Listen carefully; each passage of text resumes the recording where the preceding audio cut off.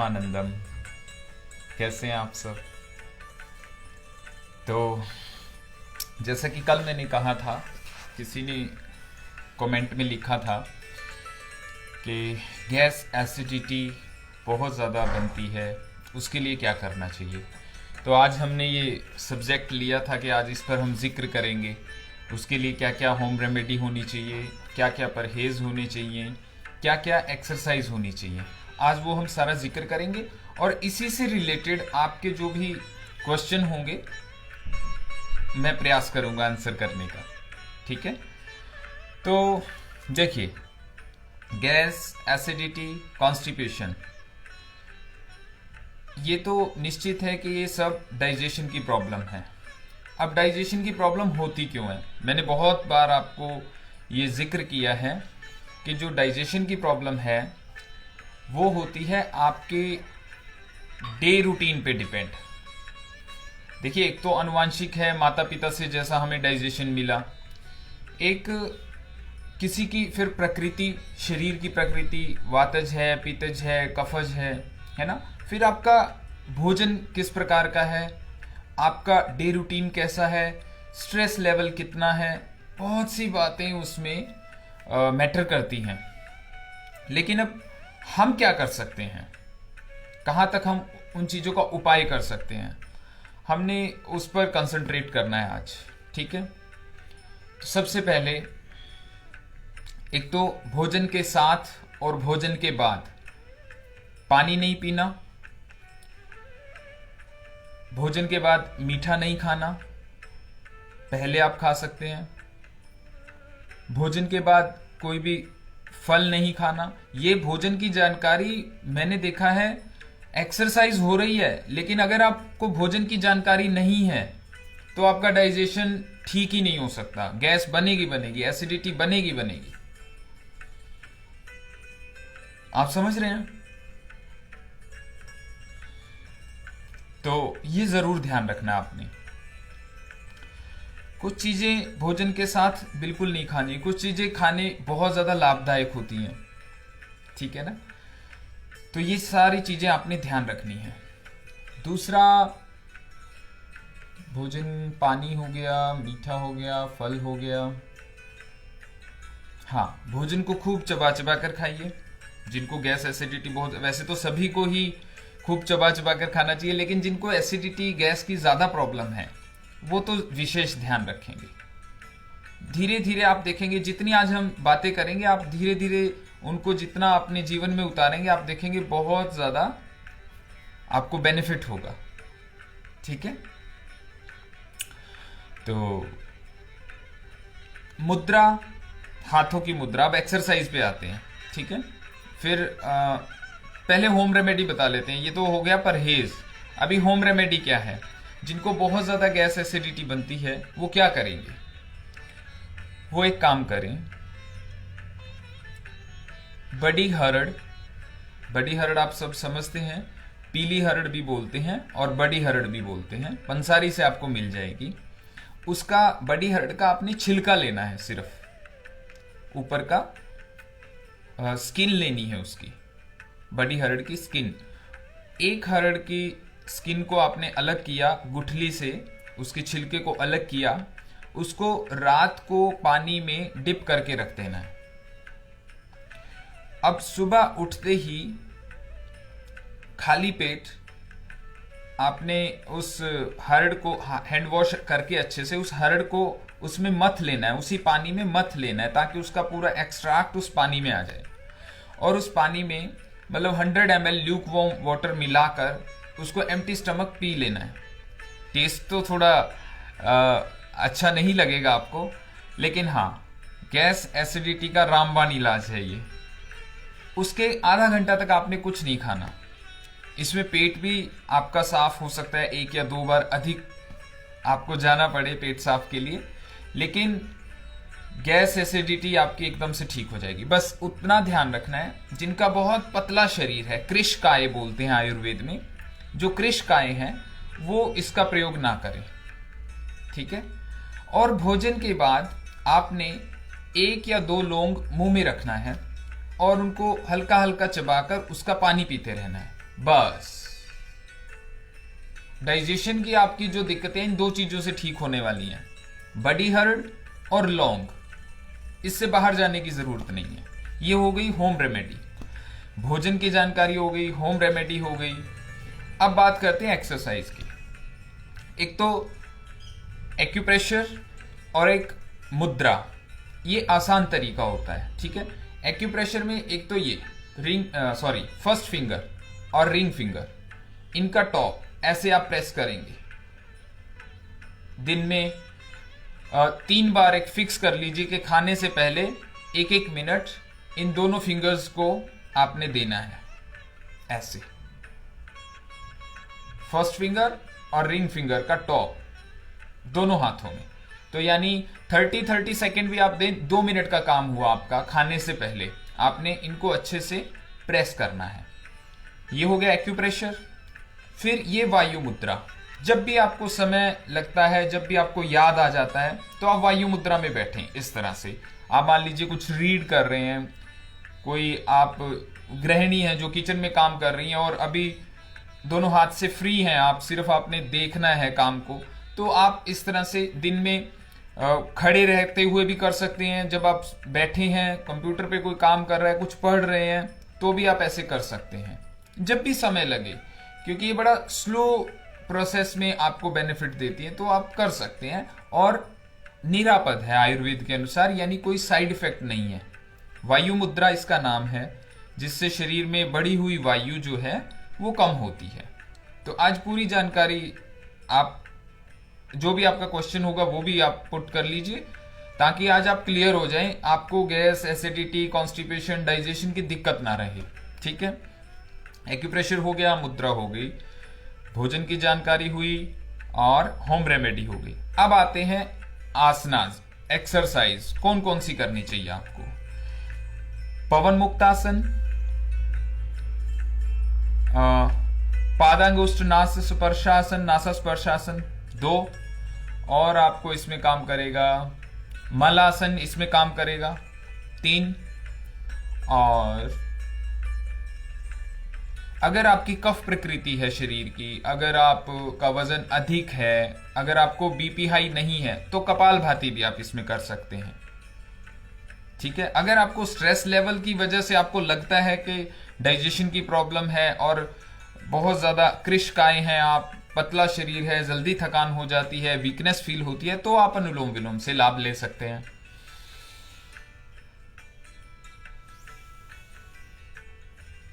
ये breathing exercise में आपको क्या करना चाहिए। तो जो आसन है वो कैसे करने चाहिए, मल आसन से हम शुरू करते हैं, मैं आपको बता देता हूं, ठीक है। तो ऐसे हर रोज आप अपना अभ्यास बनाएंगे जिनको ऐसी प्रॉब्लम है डाइजेशन की। तो देखिए, थोड़ा वार्म अप कर सकते हैं जैसे हम हर रोज करते हैं, इस तरह से 1-2 मिनट का वार्म अप आपके लिए काफी रहेगा, गैस एसिडिटी वालों के लिए ऐसे, ठीक है। ऐसे किया, फिर उसके बाद मलासन। देखिए, मलासन भी 2 से 3 तरह का रहेगा। ऐसे ये स्पाइन को इसमें सीधा रखना है। एक तो ये वायु मुद्रा में आप ऐसे बैठे, देखिए, ठीक है, ये हो गया। एक मलासन है नमस्कार की मुद्रा में, ये स्पाइन को सीधा करना, और ये जो एल्बो से रिस्ट तक का बोन है वो 90 डिग्री पर आ जाए, यहां पर ये स्पाइन पे पूरा जोर पड़ता है, सीधा रखना है स्पाइन को, ठीक है।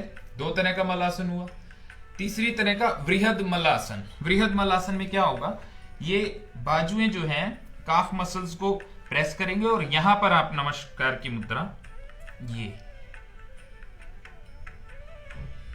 ये वृहद मलासन हो गया। 3 तरह का मलासन हो गया, ठीक है।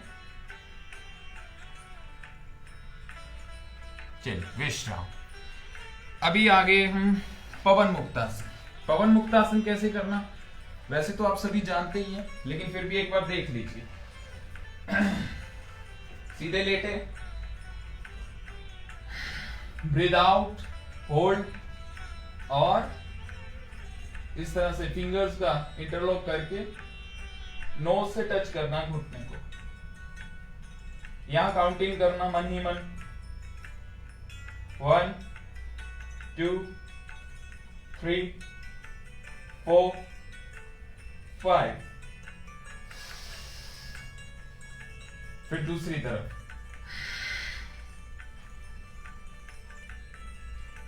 1 2 3 4 5।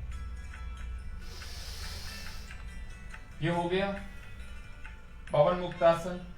ये इसको हम अर्ध पवन मुक्तासन बोलेंगे। पूर्ण में क्या करना, दोनों एक साथ ऐसे, ब्रीद आउट, होल्ड, ऐसे होल्ड करना, 1 2 3 4 5।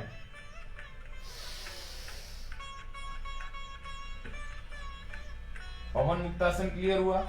अब पादांगुष्ठ नासा स्पर्शासन। नाम थोड़ा बड़ा है, टेढ़ा है, नाम में कुछ नहीं रखा, करना क्या है वो देख लीजिए। ऐसे breathe out, hold and nose से पैर के अंगूठे को टच करना और होल्ड करना है यहां। 1, एल्बो अंदर भी कर सकते हैं इस तरह से, 2 3 4 5। फिर दूसरी तरफ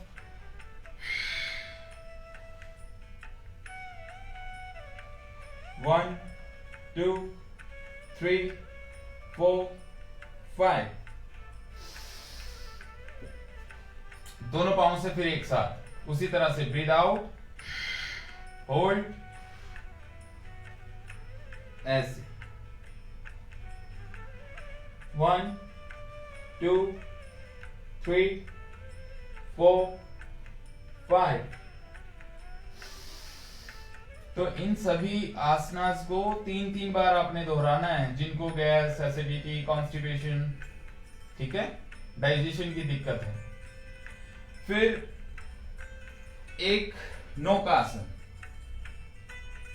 मलासन, पवन मुक्तासन, नोज से अंगूठे को टच करना, 3, और एक मलासन, नौकासन।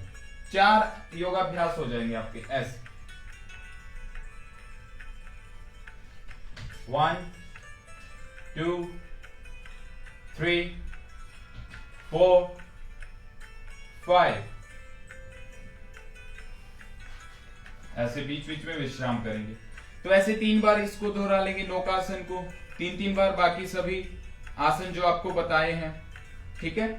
उसके बाद अगर आपका स्टमक क्लियर रहता है तो अग्निसार क्रिया से भी आप लाभ ले सकते हैं। अग्निसार क्रिया कैसे, ब्रीद आउट और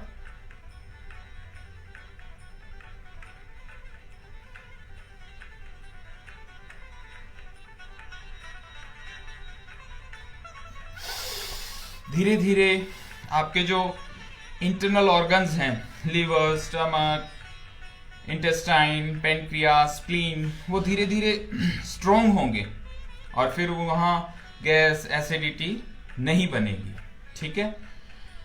तो प्राणायाम का मैंने बता दिया, आपने किस तरह से प्राणायाम को चूज करना, सिलेक्ट करना।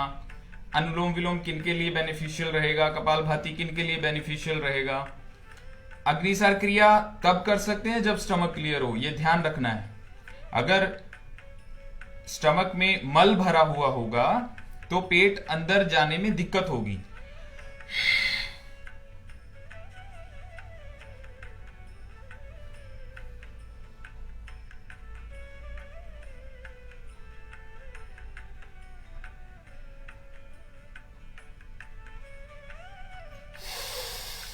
रिलैक्स, ठीक है।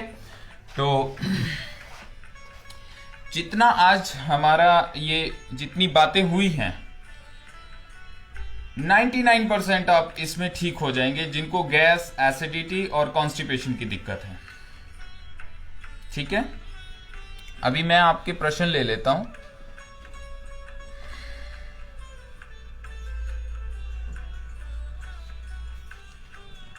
आप सभी का पहले तो स्वागत है। जो लोग नए जुड़े हैं हमारे योग परिवार में, ये सभी परिवार के सदस्यों की तरफ से आप सबका वेलकम।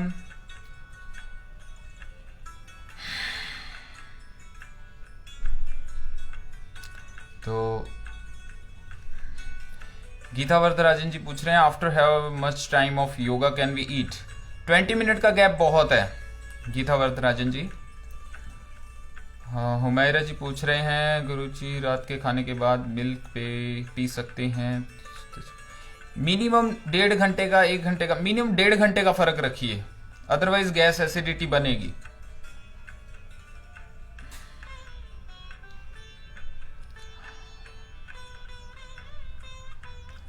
जो भी विवेक जी कमेंट में जो सब्जेक्ट आता है उस सब्जेक्ट पर हम अगले दिन रख लेते हैं ना। कल किसी ने एसिडिटी के बारे में पूछा, पीसीओडी के बारे में पूछा, तो कल को हमारा पीसीओडी का सेशन है, ठीक है। आज गैस एसिडिटी का हो गया। हाँ, ध्यान का भी करेंगे। आपकी जो भी रिक्वायरमेंट है हम पूरे वो सेशन लगाते रहेंगे। प्रतिमा जी जय श्री कृष्णा, मंजूराज पुरोहित जी, प्रियंका जी, मीनाक्षी जी, प्रियकांत गौतम जी नमस्कार। तो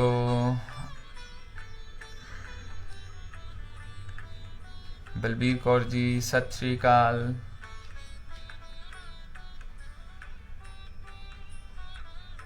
हाँ बिल्कुल योगा कर सकते हैं गीता वरदराजन जी, ज्यादा टाइम डिफरेंस की जरूरत नहीं है। पानी पीने के बाद, गर्म पानी पीने के बाद 5-10 मिनट का रखिए आप होल्ड, बस उसके बाद आप कर सकते हैं। मुकेश यादव जी सर्वाइकल में गैस्ट्रिक चीजें नहीं खानी चाहिए।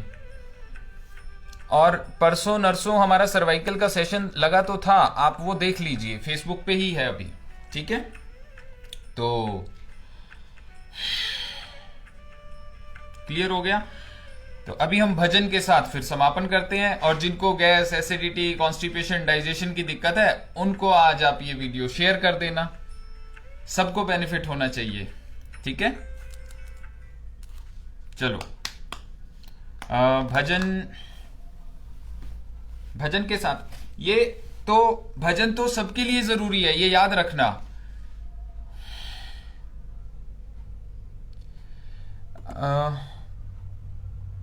दीपा रनाडे जी क्या कह रहे हैं आप?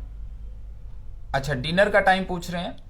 देखो 7 अगर हो जाता है 7 to 8 तो वो तो बेस्ट टाइम है, अगर हो जाता है तो उससे बढ़िया तो बात है ही नहीं है डिनर। और आपका 9, 9:30, 10 बजे तक लास्ट सोना हो जाए, ये तो बेस्ट है।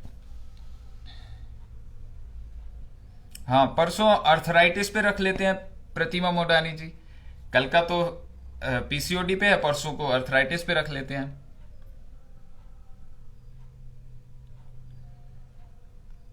हाँ ठीक है। व्हाट्सएप नंबर पे आप सभी जुड़ सकते हैं, व्हाट्सएप नंबर पे आप सभी जुड़ सकते हैं। और जो बहुत ज्यादा डेप्थ से जानकारी चाहते हैं अपने शरीर के बारे में, अपने बारे में, और या प्रोफेशनली आप करना चाहते हैं तो वो टीटीसी का फ्री सेशन लगने जा रहा है, उसको ज्वाइन कर सकते हैं, ठीक है। तो भजन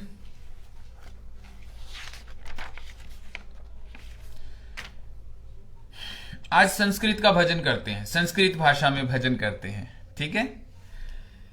नमामि शमीशान निर्वाण रूपम विभुम व्यापकम ब्रह्म वेद स्वरूपम निजम निर्गुणम निर्विकल्पम निरीहं चिदाकाशमाकाशवासं भजेहम् निराकार ओंकार मूलम तुरीयम गिरा ज्ञान गोतीत गीशम गरीशम करालम महाकाल कृपालम गुणागार करालम महाकाल कालम कृपालम गुणागार संसार पारम नतोहम तुषारादृशंकाश घोरम गंभीरम मनोभूत कोटि प्रभा श्री शरीरम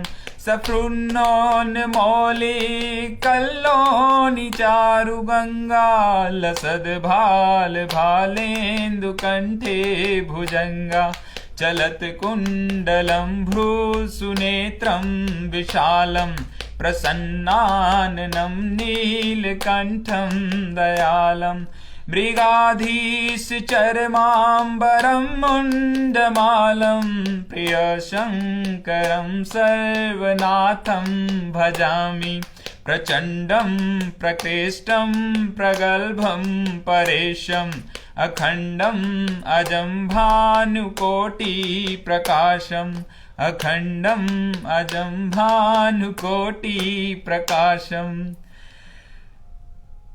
कलातीत कल्याण कल्पान्तकारी सदा सज्जनानंद दाता पुरारी चिदानंद संदोह मोहापहारी प्रसीद प्रसीद प्रभु मन्मथारी नायावद् उमानाथ पादारविन्दम् भजन्तीह लोके परे वा नराणम् भजन्तीह लोके परे वा नराणम्।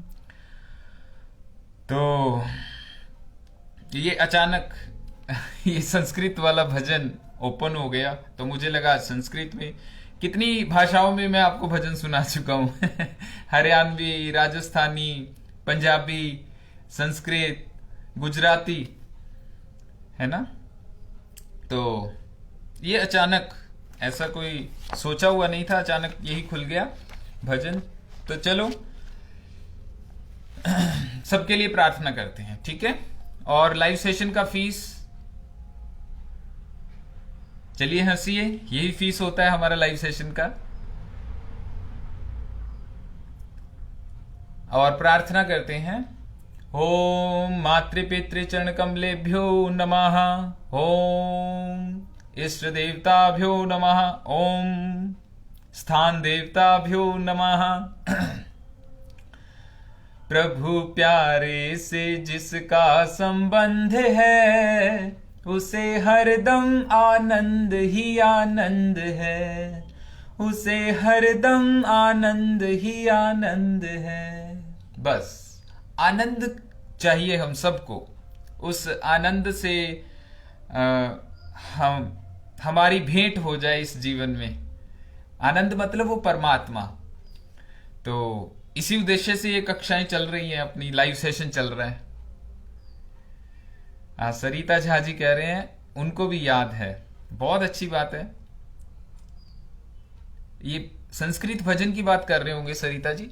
चलिए अभी तो आपने सबको ये वीडियो भी शेयर करना है ताकि किसी की कोई दिक्कत ठीक हो जाए, है ना। वो भजन सुना है ना, किसी के काम जो आए उसे इंसान कहते हैं, उसे इंसान कहते हैं, ठीक है। आप सभी में बैठे परमात्मा को मेरा बार बार नमन। सभी को ओम नमो आनंदम। सभी का धन्यवाद। नमस्कार।